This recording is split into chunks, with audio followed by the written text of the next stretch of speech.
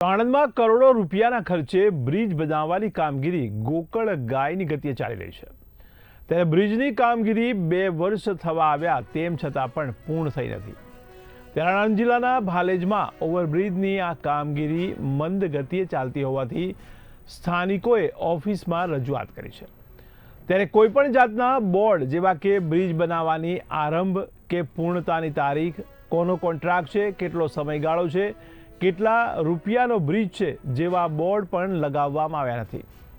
તો ભાલેજ ઓવરબ્રિજની બંને તરફનો સર્વિસ રોડ પણ બિસ્માર અવસ્થામાં ફેરવાઈ ગયો છે।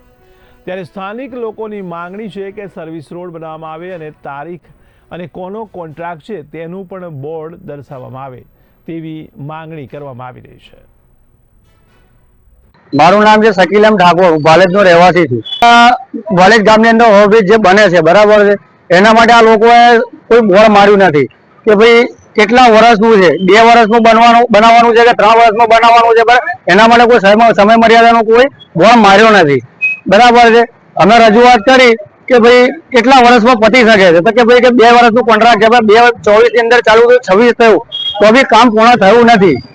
તો એટલો બિસ્માર એટલો ખરાબ છે કે હાલ તમને અત્યારે લાઈવ બતાવી દઉં બરાબર છે કે ગઈકાલે મારી ગાડી હું પોતે લઈને નીકળતો હતો, મારી ગાડીના 2 ટાયરોમાં કટ પડી, મારે 2 ટાયરો નવા નાખવા પડ્યા બરાબર।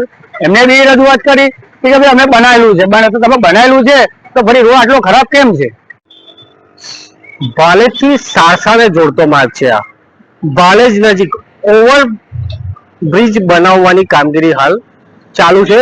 ત્યારે ક્યાંક જો વાત કરવામાં આવે તો આ કામગીરી પૂર્ણ થવાને આરે છે, પરંતુ સંબંધિત તંત્રના અધિકારીઓ યા તો કોન્ટ્રાક્ટરની ક્યાંક ને ક્યાંક બેદરકારી, જે અહીંયા દિશા સૂચક બોર્ડ તો લગાવવામાં આવ્યા છે, પરંતુ જે આ બ્રિજની જે કામગીરી છે તેને લઈને કોઈ પણ જાતનું બોર્ડ લગાવવામાં આવ્યું નથી। જો વાત કરવામાં આવે તો આ બ્રિજનું નિર્માણ ક્યારે કર્યું, ક્યારે પૂર્ણ થશે અને તેની સમય મર્યાદા કેટલો હશે, કોણ કોન્ટ્રાક્ટર છે, કેટલા કરોડનો આ બ્રિજ છે, કોઈ પણ જાતનું બોર્ડ બ્રિજની આજુબાજુમાં લગાવવામાં આવ્યું નથી। અને સાથે સાથે જો વાત કરવામાં આવે તો સર્વિસ રોડ, બંને તરફનો સર્વિસ રોડ છે તે બિસ્માર હાલતમાં ફેરવાઈ જવા પામ્યો છે।